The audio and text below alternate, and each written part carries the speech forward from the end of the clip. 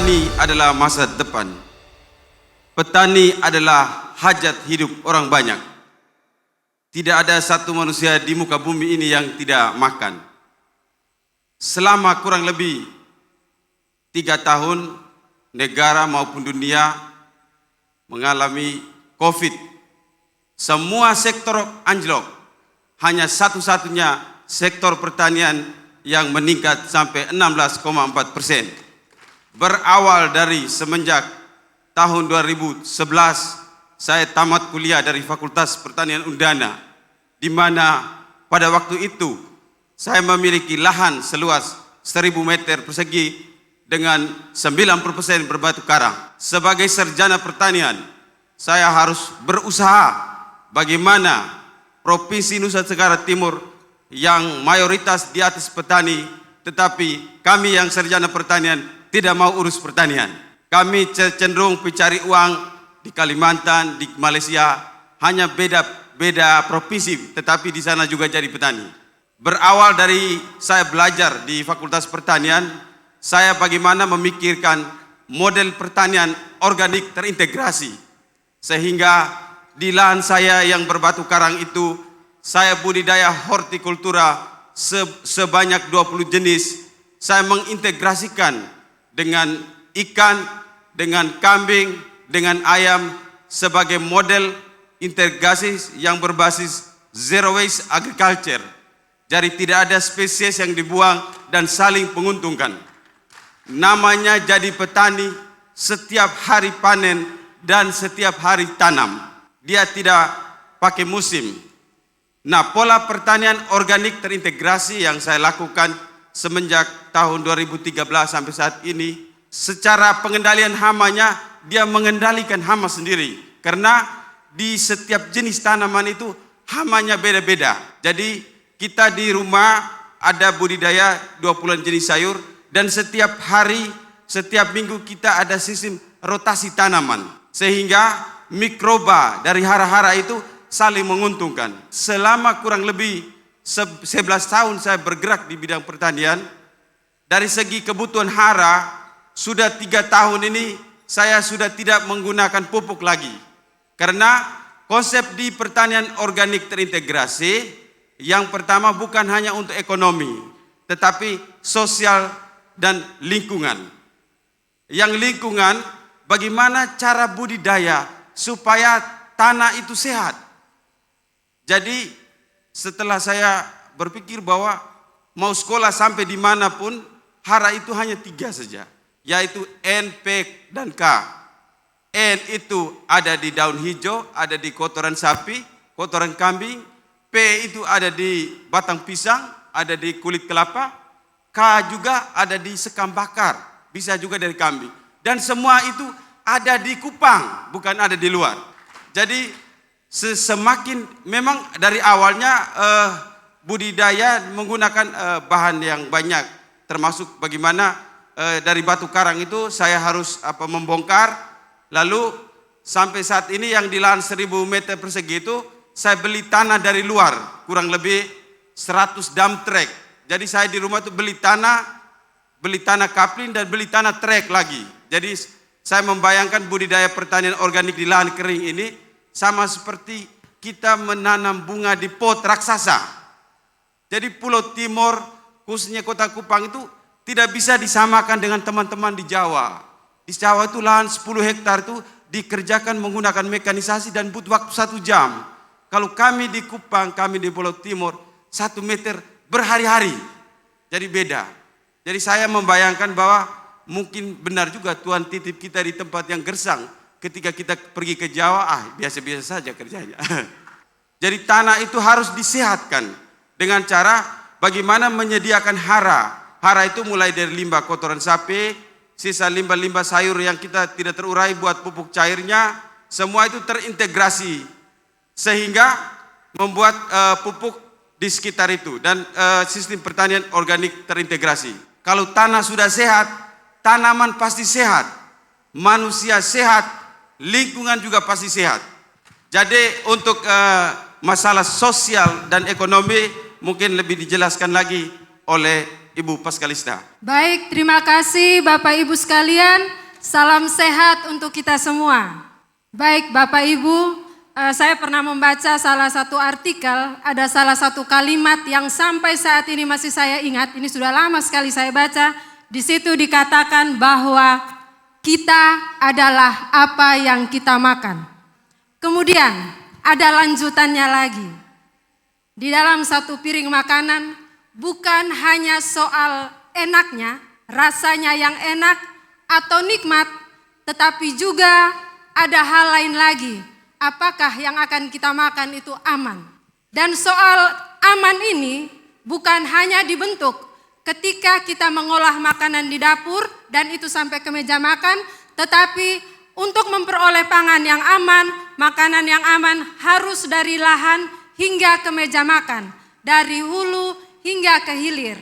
Aman dari bahan bakunya, di proses pengolahannya hingga ke meja makan, itu baru dibilang pangan yang aman.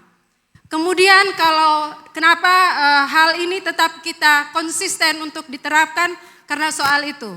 Jadi aman, kemudian dari di samping sisi ekonomi ya, kalau mau dilihat, kalau visi kita dulu di awal kita membentuk itu, nah itu kita masih berpikir paling tidak, kenapa dulu kita buat itu, karena memang dari sisi ekonominya kita tanam sendiri di pekarangan, begitu. Awalnya tanam di pekarangan untuk apa? Memenuhi kebutuhan keluarga. Kemudian kalau tadi sudah diceritakan bahwa kita mempunyai sekitar 20 jenis sayuran, nah kami di rumah itu tidak pernah beli sayur. Begitu Bapak Ibu ya, tidak pernah beli sayur, jadi hemat untuk pengeluaran keluarga. Sayur kita tidak pernah beli. Kalau pingin makan ikan tinggal ambil di kolam. Masak kita bisa makan, bisa nikmati untuk banyak orang. Begitu, jadi ada tamu datang mau kapan saja, kita punya pangan yang ada di pekarangan. Kemudian kalau pingin makan telur, mau kasih anak telur, tinggal ambil di kandang saja untuk kita masak. Demikian pun lauk pauk yang lain, daging begitu. Jadi untuk kebutuhan pangan terpenuhi begitu, tercukupi. Dan setelah itu ternyata berlebih dan kita juga harus jual, begitu. Pada akhirnya seperti itu. Dan orang rata-rata yang datang itu biasanya orang yang sudah sakit dulu, baru dia cari yang aman, begitu. Karena apa? Sekarang ini kan banyak yang sakit. Kalau saya sendiri, saya pribadi sebenarnya orang kesehatan, basic saya apoteker, begitu. Jadi biasa kalau saya melihatnya dari sisi kesehatannya, begitu Bapak Ibu. Jadi untuk proses di tempat kami itu kan secara organik. Dan di dalam proses itu sebenarnya karena ada yang bekerja juga, jadi teman-teman adik-adik kami yang bekerja itu juga aman dalam hal ini karena kita menggunakan secara organik, jadi tidak terpapar bahan kimia. Begitu, karena kalau saya jalan-jalan kemana-mana itu atau tidak usah jauh-jauh, masih di sekitar tempat kami itu masih ada para pelaku usaha pertanian, ketika mereka menggunakan bahan kimia sintetik itu tidak menggunakan pelindung diri. Jadi tidak pakai masker, walaupun dia semprot herbisida, pestisida, masih tidak pakai masker, masih tidak pakai baju pengaman, paling tidak baju lengan panjang itu tidak pakai, kemudian tidak mengikuti arah angin. Dalam arti akhirnya dia juga terpapar bahan kimia, dia hirup dan sebagainya, termasuk orang di lingkungan sekitar. Nah itu bicara soal kesehatan, itu yang mungkin perlu kita perhatikan bersama. Kemudian juga dengan masalah lain, masalah sosial lainnya, bahwa kami menyediakan, karena tadi kami menyediakan makanan untuk kami sendiri dan juga orang lain akhirnya membeli di tempat kami, akhirnya kita harus menyediakan makanan yang sehat, yang aman, bukan hanya untuk diri sendiri tapi juga untuk orang lain. Jadi ada beban moral untuk kami di situ. Dengan berjalannya waktu, akhirnya kita juga memberi pelatihan, bukan hanya pelatihan tapi juga menjadi tempat belajar para anak-anak muda, terutama anak-anak sekolah. Jadi ada yang belajar, ada yang PKL di tempat kami, anak SMK, kemudian dari universitas, dari beberapa universitas itu belajar di tempat kami, sehingga paling tidak ada bekal yang bisa mereka bawa pulang. Ada beban juga apa yang bisa kami berikan untuk mereka. Paling tidak Bapak Ibu, ketika mereka belajar di tempat kami, mereka pulang mereka juga bisa berpraktek. Dan semakin banyak yang belajar, semakin banyak yang melakukan, saya yakin produk pangan yang dihasilkan itu akan aman, Bapak Ibu. Dan sejauh ini sudah banyak perubahan yang terjadi, dan perubahan-perubahan itu akan disampaikan oleh Bapak Eman. Silakan Pak Eman. Baik, selamat siang untuk Bapak Ibu sama saudara semuanya. Sistem pertanian organik terintegrasi kalau dijalankan dengan sungguh-sungguh, dengan sepenuh hati, itu dia tidak pernah mengkhianati hasil. Paling tidak itu yang kami alami di GS Organik. Jadi awalnya ketika kami mulai, itu ketika antar produk ke konsumen, ke rumah-rumah, ke hotel atau ke restoran, itu kami pakai sepeda motor butut. Tetapi dalam perjalanan waktu ada perubahan yang kami alami, ada peningkatan pendapatan, sehingga kami bisa beli mobil pick up. Jadi sekarang operasional kami pakai mobil pick up. Lalu dari sisi ekonomi juga kami bisa beli alat-alat pertanian sehingga membantu proses kami lebih efektif dan efisien di sisi hulu, di budidayanya. Lalu dalam perjalanan juga kami bisa menambah jumlah lahan. Awalnya kami punya 1000 meter persegi, sekarang sudah sekitar 4 hektar. Itu dari sisi ekonomi. Lalu dari sisi sosial, itu yang penting itu bahwa kami menghadirkan makanan yang sehat untuk konsumen kami. Itu tanggung jawab moral kami sebagai petani organik. Lalu yang penting juga itu beberapa pernyataan testimoni dari konsumen kami. Ketika saya iseng bertanya kepada mereka kenapa setia kepada produk-produk sayuran dan buah kami, beberapa ibu menjawab bahwa sayur dan buah dari GS Organik itu rasanya lebih nikmat, lebih gurih, dan kalau disimpan dia lebih tahan lama jika dibandingkan dengan sayur atau buah yang mereka beli di pasaran. Itu sesuatu yang luar biasa. Lalu dari sisi lingkungan, seperti yang dijelaskan oleh Pak Gesti tadi, dalam 3 tahun terakhir di lahan kami sudah tidak pakai pupuk lagi karena kondisi tanahnya sudah sangat stabil. Itu dari sisi lingkungan. Jadi ada keberlanjutan lingkungan di situ. Lalu yang penting juga dalam pertanian organik terintegrasi ini, Bapak Ibu, selain integrasi subsektor pertanian, tetapi kami juga mengintegrasikan teknologi di dalam pekerjaan kami. Baik di sisi hulu dengan mekanisasi maupun di sisi hilir dengan digitalisasi melalui pemasaran secara digital. Jadi kami sudah punya toko online, kami juga sudah masuk di Grab, Mart, lalu kami juga sering mengkampanyekan melalui media-media sosial. Jadi itu yang kami lakukan sehingga lebih banyak orang yang terpapar dengan informasi soal sistem pertanian organik terintegrasi. Lalu yang mungkin yang terakhir untuk menutup sesi kami ini saya serahkan kembali kepada Pak Gesti. Kalau urus pertanian itu mimpi jangan terlalu besar-besar. Jadi mulai dari kita bisa, mulai dari yang terkecil. Misalnya kita di kantor atau ada kesibukan banyak, jangan pikir 1 hektarnya. Toh kita pacul 1 hektar juga mulai dari 1000 pacul bentuk 1 bedeng, 10.000 pacul sampai 1 are. Jadi buat dulu yang kita bisa. Karena pertanian itu butuh sentuhan. Dan urus pertanian itu jangan terlalu pikir banyak. Buat yang kita bisa. Jadi urus pertanian juga bukan persoalan bisa atau tidak, tetapi mau atau tidak.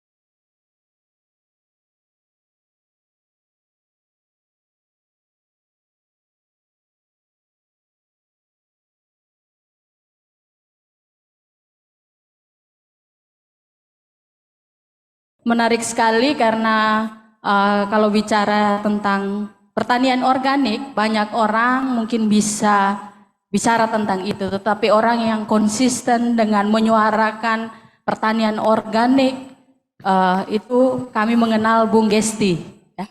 Selalu berkolaborasi bersama Peka, dan Peka juga 23 tahun lebih mempunyai tagline makan apa yang kita tanam, tanam apa yang kita makan. Dan kita jangan hanya bicara tentang ketahanan pangan, tetapi juga kedaulatan pangan. Itu. Nah, pertanyaan saya adalah terkait khusus untuk Kabupaten Lembata, kita ketahui bahwa sedang terjadi bencana iklim klimatologis yang mana gunung sering bunyi, tanah kering, hujan yang kurang. Nah, kiat-kiat dari Bang Gestisino seperti apa untuk mengatasi atau memberikan sedikit masukan agar kami bisa melakukan tanam organik yang baik di Kabupaten Lembata. Terima kasih, saya kembalikan. Baik, terima kasih untuk teman-teman dari Lembata. Memang sebelum saya melakukan aktivitas pertanian organik saya juga sudah menjelajah di Lembata itu hampir beberapa kecamatan. Kebetulan komunitas yang ditanyakan tadi itu mereka sering intens komunikasi dengan saya. Beberapa tahun lalu sempat kita kirim paket untuk pembuatan hidroponiknya juga. Lalu komunitas secara individu mereka sering komunikasikan dengan saya. Jadi begini Kak, kalau untuk secara luasan provinsi kita ini, kalau saya tidak salah sekitar 1,3 juta hektar yang kosong. 1,3 juta hektar kosong itu mungkin Lembata sumbangnya berapa ratus hektar itu, termasuk kabupaten-kabupaten lain. Nah, bagaimana kita menggerakkan pertanian organik terintegrasi? Kemarin diskusi di Prima juga saya sempat bertanya, kenapa NTT ini kan lumbung ternak, sedangkan isu dunia sekarang sustainable farming, pertanian berkelanjutan yang dibahas tentang masalah ekonomi, sosial, dan lingkungan. Lingkungan itu khususnya bagaimana menyediakan hara yang baik, dan hara yang baik itu ada di lingkungan di kita, bukan diekspor dari luar. Sehingga jangan kita pikir bibit-bibit benih atau bibit ternak yang bagus, pikir juga hara. Kita harus produksi hara juga. Jadi bagaimana supaya dari NTT dan dari Lembata kita mulai bagaimana kita menyediakan pupuk sendiri. Itu saya jamin. Makanya kemarin saya coba dengan pupuk organik saya budidaya jagung dapat sekitar 50-an karung. Saya bilang kalau kita mau masuk ke pasaran besar kan kita perlu ada label yang bagus. Dan bahan-bahan kita ambil dari limbah lokal semua. Mau bibitnya bagaimanapun, kalau pupuknya bermasalah, semua jadi masalah. Itu sebenarnya kunci. Pengalaman saya kemarin, begitu saya menerima lembar tulisan dari Pak Gesti, saya pulang singgah langsung di kebun sayur yang tanam secara organik. Dan saya menginformasikan kepada ini ada tulisan Pak Gesti yang menanam sayur seperti Bapak Ibu. Mereka sangat tertarik itu. Dan mereka memesan kepada saya bahwa mereka tanam seperti Bapak, laku terjual cepat juga, orang belinya di kebun, tapi harganya itu sama dengan harga sayur anorganik dan sangat murah. Di tempat mereka juga air banyak, tetapi kendala bagi mereka itu yang pertama harga pasaran, dan mereka hanya bisa menjual di sekitar dari tetangga. Oke. Mungkin pesan mereka itu, Pak Gesti bukan hanya inspirator yang hadir di forum seperti ini di hotel, tapi juga bisa membantu memberi motivasi atau pengetahuan yang Kak Gesti miliki, membagi kepada mereka di sekitar Kota Kupang ini untuk bisa seperti Kak Gesti. Kalau belajar di hortikultura itu kalau jumlahnya itu sekitar 540 jenis. Banyak sekali hortikultura. Saya saja budidaya baru 20 jenis. Ya, jangan kita berbicara hortikultura omong tentang bawang merah, cabai, tomat. Itu kan biar kita mau tanam sekarang dengan petani yang pemula juga pasti tanam itu. Coba kita bergeser ke jenis-jenis yang lain dengan berdasarkan kebutuhan hotel. Dulu saya awalnya juga budidaya cuma kangkung, karena orang Kumpang datang tanya pertama itu kangkung. Setelah kangkung ke bayam hijau sedikit, kacang panjang, buncis. Setelah kita berurusan dengan teman-teman, misalnya dokter, hotel-hotel yang bintang, apa segala macam, mereka butuh kailan. Kailan ini kita pikir negara Thailand barangkali, pada itu jenis sayur. Terus ada macam beetroot, ada somak, ada chaisim, ada daun mint juga. Nah, variasi itu yang kita tidak bisa tentukan. Sehingga kalau misalnya kita musim begini semuanya tumpuk di sawi. Kita yang petani juga bisa marah pemerintah gara-gara penumpukan harga. Masa kita tidak menentukan kalender tanam? Jadi kayak di saya, kalau beet sepanjang masa, kalau kailan sepanjang masa, kalau lobak sepanjang masa. Dan secara budidaya saya tidak mengganggu teman-teman lain yang tanam kangkung. Saya tidak mengganggu teman-teman lain yang tanam timun. Saya membudidaya jenis yang di luar berdasarkan kebutuhan pasar. Jelas harga itu punya hitungan-hitungan sendiri. Kayak macam dulu, kailan tidak punya bibit kota Kupang, saya harus pesan dari Singapura, pesan dari Jakarta. Atau beetroot sempat kita pesan dari Thailand. Tapi sekarang kan semakin banyak kita sosialisasi, permintaan hotel makin banyak, kita request ke hotel, ke toko yang jual bibit. Bahwa di Kupang sekarang beberapa hotel ini sudah butuh kol ungu. Tolong sediakan bibitnya beberapa jenis. Yang menjadi masalah kita selama ini yang saya temukan di lapangan adalah sudah tahu bahwa musim itu akan menjadi overproduksi, dia juga tanam jenis yang sama. Kalau di saya ada sistem kalender tanamnya. Jadi kita pertanian berbasis selaras alam.